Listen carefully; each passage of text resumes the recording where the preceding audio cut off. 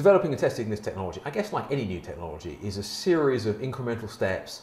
And so we have had years of laboratory experiments and then cage experiments. We did some cage experiments in the UK and then in a glass house in Crete.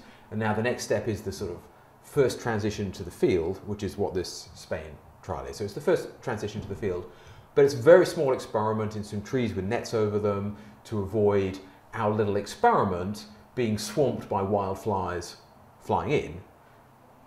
And we're looking to see whether the insects will mate as well as they do in the lab under field conditions. So as you become more realistic, you need to know, will it do the same in field conditions as it did in the lab? Everything that we've done in the lab makes it look as though these would be extremely effective control tools for this major pest. But we need to show that, you know, exposure to bright sunlight doesn't suddenly disrupt them. And that's not a crazy idea, actually. Even that, which sounds stupid, is not a crazy idea. There were studies decades ago trying to do this with a radiation-based method where they found that their laboratory strain had changed so that it mated at a different time of day to the wild ones. And so when they were releasing males and females, because they couldn't separate them, they didn't have our genetics for that, the sterile ones would mate each other, and then later in the day the wild ones would mate each other.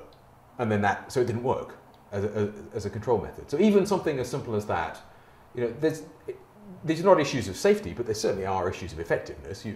If you release your sterols and they don't do anything, they're harmless, but they're also kind of pointless. And so one step at a time into the field to test these kinds of things.